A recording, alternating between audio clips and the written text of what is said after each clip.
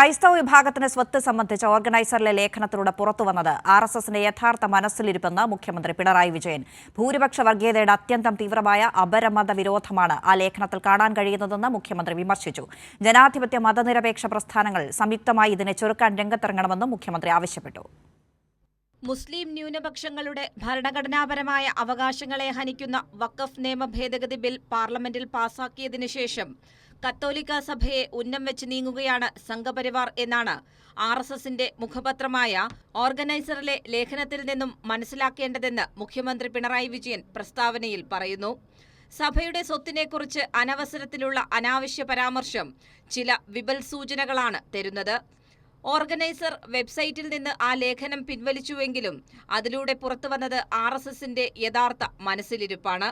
സംഘപരിവാർ മുന്നോട്ട് വയ്ക്കുന്ന ഭൂരിപക്ഷ വർഗീയതയുടെ അത്യന്തം തീവ്രമായ അപരമത വിരോധമാണ് ആ ലേഖനത്തിൽ കാണാൻ കഴിയുന്നത്.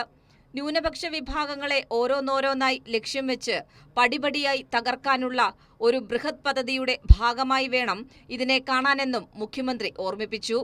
പുരോഗമന ജനാധിപത്യ മതനിരപേക്ഷ പ്രസ്ഥാനങ്ങൾ സംയുക്തമായി നിന്ന് ഇതിനെ ചെറുക്കണമെന്നും മുഖ്യമന്ത്രി പ്രസ്താവനയിൽ ആവശ്യപ്പെടുന്നു.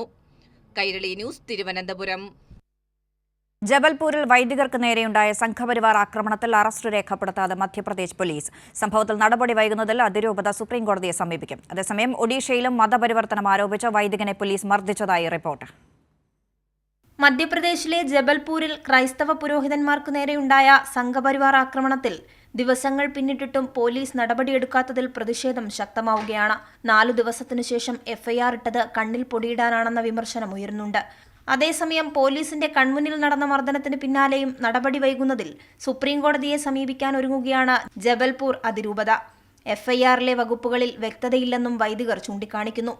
RSSന്റെ ന്യൂനപക്ഷങ്ങൾക്കെതിരായ ആക്രമണത്തിന് തെളിവാണ് ജബൽപൂരിലെ സംഭവമെന്ന് രാഹുൽ ഗാന്ധി പ്രതികരിച്ചു. RSSന് ക്രിസ്ത്യാനികൾക്കെതിരെ തിരിയാൻ അധികം സമയം വേണ്ടിവന്നില്ലെന്നും ഇത്തരം ആക്രമണങ്ങളിൽ നിന്ന് ജനങ്ങളെ രക്ഷിക്കാൻ ഭരണഘടനയ്ക്ക് മാത്രമേ കഴിയൂ എന്നും രാഹുൽ ഗാന്ധി വ്യക്തമാക്കി. അതേസമയം ജബൽപൂരിന് സമാനമായി ഒഡീഷയിൽ ക്രൈസ്തവ പുരോഹിതർ മർദ്ദിക്കപ്പെട്ടതും ഇതിനോടകം ചർച്ചയാകുന്നുണ്ട്. പാകിസ്ഥാനിൽ നിന്നെത്തി മതപരിവർത്തനം നടത്തുന്നെന്നാരോപിച്ച് പോലീസ് പള്ളിയിൽ കയറി മലയാളി വൈദികനെ ഉൾപ്പെടെ ക്രൂരമായി മർദ്ദിച്ചു.